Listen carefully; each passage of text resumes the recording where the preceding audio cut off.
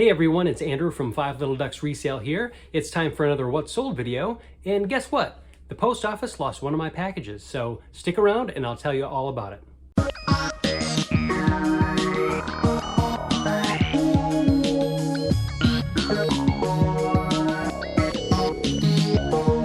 Hey guys, welcome back into the channel. Here we talk about reselling. My wife and I are full-time online resellers.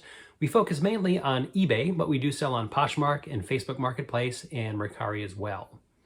So I wanted to relay a story about what had recently took place with one of our items. So as I'm scrolling through my eBay stats page, where we can see kind of a glimpse of our day-to-day statistics, I noticed something strange that I didn't put together right away. It said that I had 99.7% tracking success rate. So what that means is that when you're a seller on eBay, you are required to upload a valid tracking number within a specified amount of time so that eBay can make sure that you are in fact selling the items that you are claiming to sell.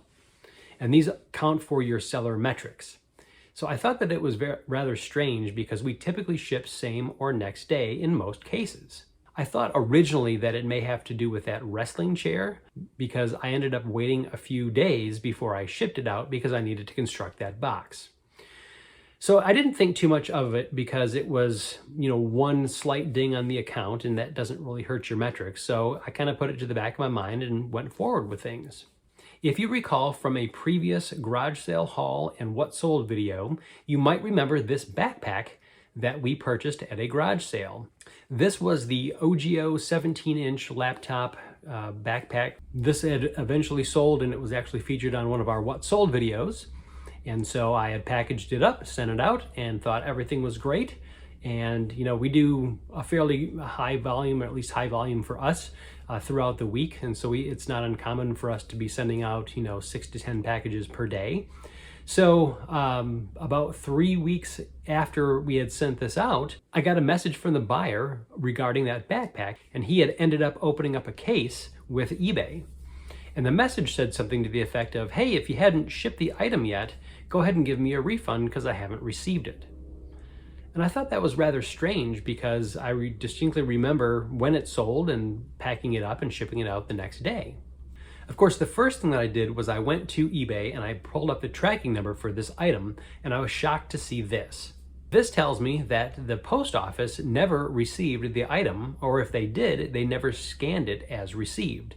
There's no information whatsoever for the tracking number, which means I can't prove to eBay that I in fact shipped the item. Typically, when the post office receives the package, they'll scan it in and that begins the tracking process. So every step of the way, the package gets scanned in and you can track the progress as it gets to the destination. I went ahead and opened up a lost package case with the post office, which then updated that information back to eBay.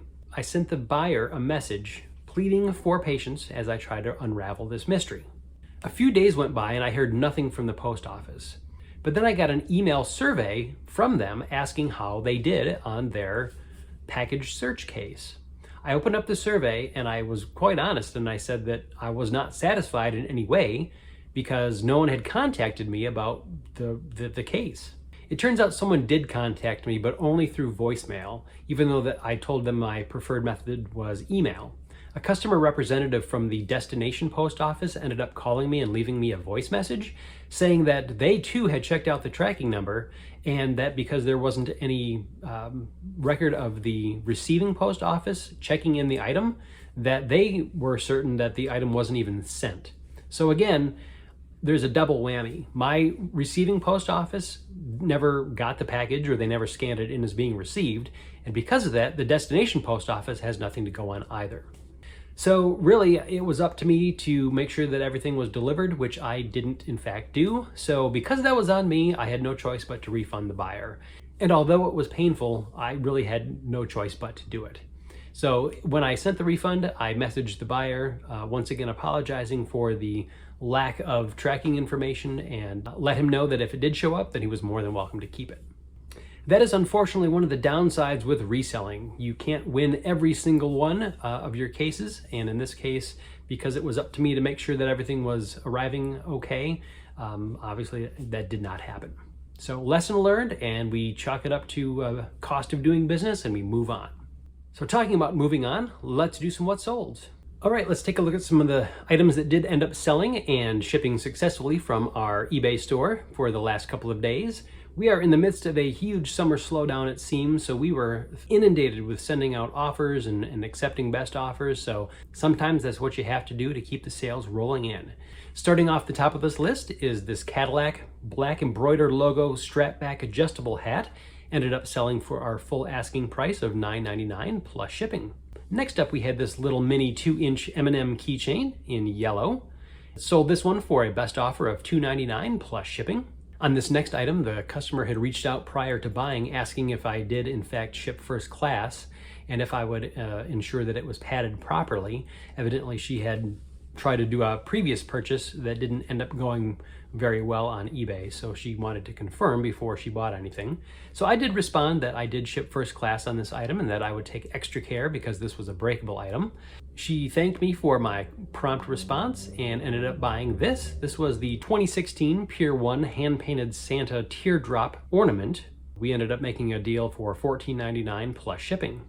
Then we had this Nintendo game going out. This was Zendoku for Nintendo DS. Complete in box, it sold for $3.99 plus shipping.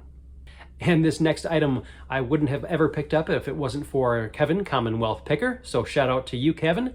This was a vintage 1996 Rainbow and Shamrock Clover Garden patio banner. Sold for $12 on best offer plus shipping. And we had another M&M keychain go out. This was the blue one this time. This sold for $3.39 on a 15% off sale plus shipping.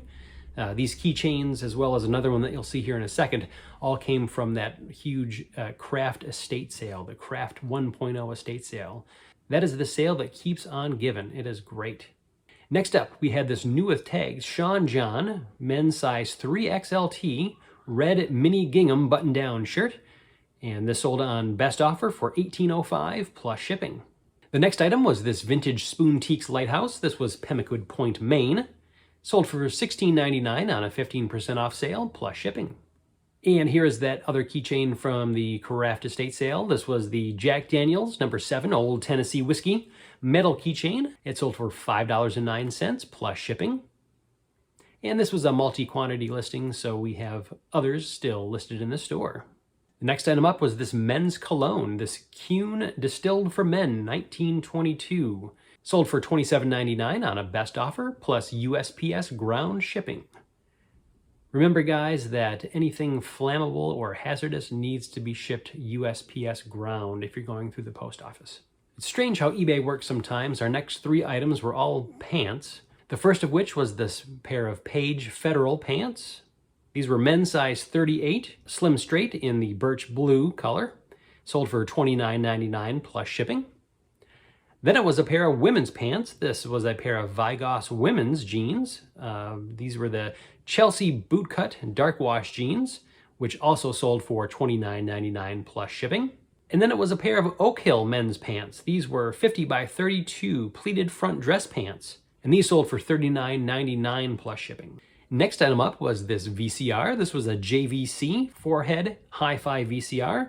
Was tested and working, but didn't come with a remote. I did end up including 3 blank VHS tapes with it, and it sold for $54.99 plus shipping. And the last item on today's list are these Asics Gel Nusa Tri-9 multicolor athletic running shoes. These sold for $23.79 on a 15% off sale. Hey guys, that's all I have for this video. Thanks for sticking around with me to the end. If you liked what you saw, go ahead and drop us a comment below, and don't forget to like and subscribe the video. It really does help the channel to grow. We'll see you on the next one.